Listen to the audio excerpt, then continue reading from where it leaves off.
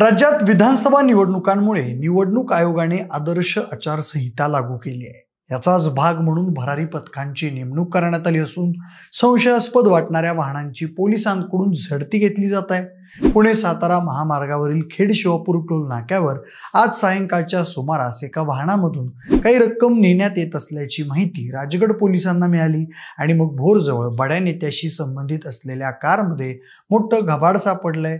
सदर वाहन हे सत्तेतील एका बड्या आमदाराचं असल्याची प्राथमिक माहिती मिळत आहे। राजगड पोलीस स्टेशनच्या हद्दीत नाकाबंदीच्या वेळेस एका गाडीत 5 कोटींची रोकड आढळून आली आहे। इन्कम टॅक्स व संबंधित विभागांना या संदर्भाची माहिती देण्यात आली आहे। एकूण प्रकरण काय आहे, कोणत्या बड्या नेत्याचं नाव आहे यात आणि अशा पकडलेल्या रकमेचं पुढे नेमकं काय होतं हेच आपण आजच्या या व्हिडिओच्या माध्यमातून जाणून घेणार आहोत।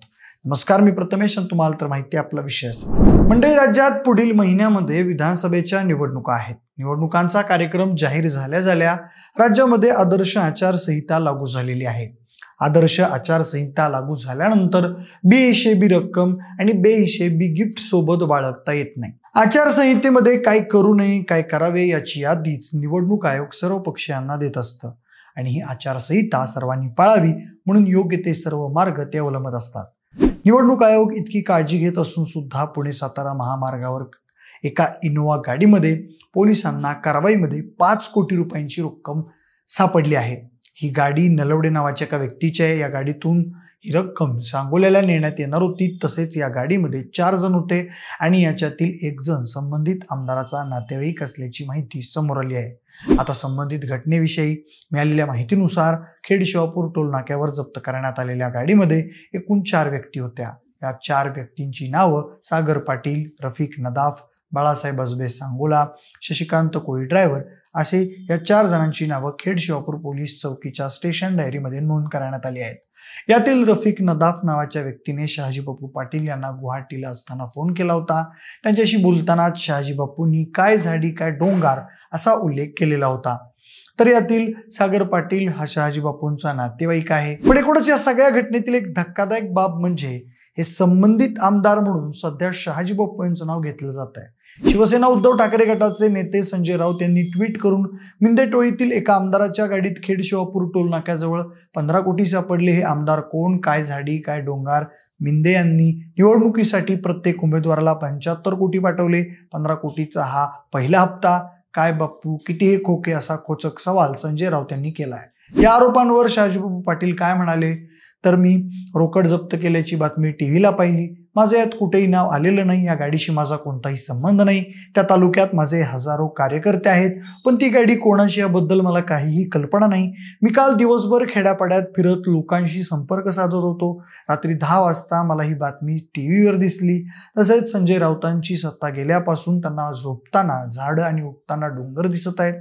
या प्रकरणाशी माझा कोणताही संबंध नाही। सांगोला म्हटल्यानंतर त्यांच्या डोळ्यासमोर फक्त माझा चेहरा दिसतो। मला याबद्दल कोणतीही माहिती नाही असं शहाजी बापू पाटील म्हणाले। या सगळ्यात रोहित पवार यांनी मंगळवारी सकाळी पोलिसांनी जप्त केलेल्या पैशांचा व्हिडिओ आपल्या एक्स अकाउंटवरून शेअर केला। सत्ताधारी पक्षाच्या उमेदवारांना निवडणुकीसाठी पहिली इन्स्टॉलमेंट म्हणून 25-25 कोटी दिले गेले असल्याची चर्चा असून काल यातलीच एक गाडी खेड शिवापूरच्या डोंगर झाडीमध्ये पकडली गेली। एक गाडी सापडली, पण अजून 4 गाड्या कुठे आहेत असा सवाल रोहित पवार यांनी उपस्थित केला। लोकसभेलाही सत्ताधाऱ्यांनी पाण्यासारखा पैसा ओतून महाराष्ट्राच्या जनतेला विकत घेण्याचा प्रयत्न केला, परंतु इथल्या स्वाभिमानी जनतेनं माहितीला कात्रजचा घाट दाखवला। विधानसभेलाही दलालीतून आलेल्या पैशाच्या जोरावर रात्रीच खेळ करण्याचा माहितीचा कानमंत्र असला तरी महाराष्ट्राशी गद्दारी करणाऱ्या खोकेबाजांना इथली जनता ओके करून डोंगरदऱ्या बघण्यासाठी परमनंट घरी पाठवणार हे नक्की आहे। कारण महाराष्ट्र आहे, गुजरात नाही, हे सत्ताधाऱ्यांनी लक्षात ठेवावं असा इशारा रोहित पवार यांनी दिलाय। पण मंडळी, एकूणच रोख रक्कम सापडली ते सुद्धा आचारसंहिता सुरू असताना हा यातला खरा मुद्दा आहे। आचारसंहिता लागू झाल्यावर अनेक सरकारी उपक्रमांवर, योजनांवर आणि कामांवर आपोआप बंदी येते। तसंच कोणी आचारसंहिता भंग केल्यास थेट कारवाईला सामोरं जावं लागतं। निवडणुकीची प्रक्रिया पूर्ण होईपर्यंत उमेदवारांनी आणि राजकीय पक्षांनी काय करावं काय करू नये याबाबतची आयोगाने तयार केलेली सूची म्हणजेच आचारसंहिता. आचारसंहिता लागू असताना शासकीय कामाची निवडणूक मोहीम, निवडणूक प्रचार कार्यासोबत सरमिसळ करू नये, मतदाराला पैशाचे किंवा अन्य कशाचेही प्रलोभन दाखवू नये, मतदारांच्या जातीय समूह भावनांना आवाहन करू नये, वेगवेगळ्या जाती समूह किंवा धार्मिक किंवा भाषिक गट यांच्यामधील मतभेद वाढतील किंवा परस्पर द्वेष किंवा तणाव निर्माण करतील असे कोणतेही काम करण्याचा प्रयत्न करू नये, आंधळेपणाने केलेले आरोप आणि विपर्यस्त माहिती याच्या आधारावर टीका टिप्पणी करू नये, मतदारांना लाच देऊ नये, मतदारांवर दडपण आणू नये, निवडणुकीच्या काळात दारूचं वाटप करू नये, या काळात कुठल्याही अधिकारी किंवा कर्मचाऱ्याची बदली करता येत नाही, अत्यावश्यक असल्यास त्यासाठी निवडणूक आयोगाची परवानगी घ्यावी लागेल, तसेच कुठल्याही व्यक्तीकडे बेनामी रक्कम तसेच गिफ्ट सामुग्री सापडल्यास कारवाई केली जाऊ शकते. निवडणूक आयोगाला आचारसंहितेचं उल्लंघन झाल्यास चौकशी करून शिक्षा ठोठावण्याचा पूर्ण अधिकार आहे.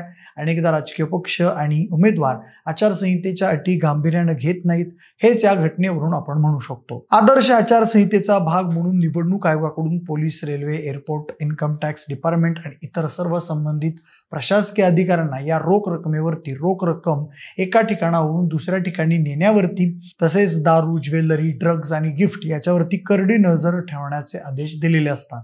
या सर्व अशा गोष्टी आहेत की ज्या मतदारांना वाटल्या जाऊ शकतात आणि निवडणुकीवरती प्रभाव टाकू शकतात. आचारसंहितेचं पालन करण्यासाठी निवडणूक आयोग प्रत्येक जिल्ह्यामध्ये खर्चासंबंधित एका निरीक्षकाची, सर्व्हिलन्स टीमची आणि भरारी पथकाची नेमणूक करत असतं. या सर्व टीममध्ये सिनियर एक्झिक्युटिव्ह मॅजिस्ट्रेट असतात, सिनियर पोलीस ऑफिसर्स असतात, व्हिडिओग्राफर्स असतात, 3 ते 4 पोलीस कर्मचारी असतात. आचारसंहितेचं पालन करण्यासाठी निवडणूक आयोगाकडून उमेदवारासाठी 95 लाख रुपयांची खर्चाची मर्यादा निश्चित करण्यात आलेली आहे. या आचारसंहितेचा सामान्य नागरिकांना सुद्धा त्रास होतो हे दिसून आलेलं आहे. 10 लाख राहून अधिकची रोख रक्कम असल्यास इन्कम टॅक्स डिपार्टमेंटला तसं कळवावं लागतं. इन्कम टॅक्स डिपार्टमेंट मग योग्य ते सर्व व्हेरिफिकेशन करतं आणि जर का योग्य ते किंवा समाधानकारक उत्तर मिळालं नाही तर अशी रक्कम इन्कम टॅक्स जप्त करते. व्हेरिफिकेशन पूर्ण होईपर्यंत अशी रक्कम ही जप्त केलेलीच असते. जर का गाडीमध्ये उमेदवार असेल किंवा त्यांचा कोणी एजंट असेल किंवा पक्षाचा कार्यकर्ता असेल आणि त्यांच्याकडे 50,000 रुपयांपेक्षा अधिकची कॅश सापडली तर योग्य ती कारवाई केली जाते. इन्कम टॅक्स डिपार्टमेंटला कळवलं जातं आणि रक्कम जप्त केली जाते. आता या जप्त केलेल्या रकमेचं होतं काय? जर काही जप्त केलेली रक्कम कोणत्याही उमेदवाराशी पक्षाशी संबंधित नसेल तर ती रक्कम परत करावी लागते. जर रक्कम 10 लाख रुपयांपेक्षा अधिकची असेल तर इन्कम टॅक्स डिपार्टमेंटच्या योग्य त्या प्रश्नांची उत्तरं देऊन त्यांचं समाधान जर का झालं असेल तर ती रक्कम परत दिली जाते. आता या 5 कोटींचं काय होईल हे समजेलच, कारण शहाजी बापू स्वतःच म्हणतायत की अमोल नलावडे हा शेकापचा कार्यकर्ता आहे. त्याचे वडील शेतकरी कामगार पक्षाचे पदाधिकारी होते. गेल्या 2 वर्षांपासून ते माझ्यासोबत शिवसेनेचे काम करत आहे. त्यांचे अनेक व्यवसाय आहेत. एकूणच हे सर्व काही आता इन्कम टॅक्स डिपार्टमेंट आणि निवडणूक आयोग ठरवतील. पण मंडळी, तुम्हाला नेमकं काय वाटतंय? ही रक्कम नेमकी कोणाची असेल आणि त्या रकमेचा वापर कशासाठी केला जाणार असावा? तुमची मतं आम्हाला कमेंट करून नक्की सांगा. जर हा व्हिडिओ आवडला असेल तर लाईक आणि शेअर करा. सोबतच आपल्या विशेष भारी या YouTube चॅनलला देखील सबस्क्राईब करायला अजिबात विसरू नका. धन्यवाद.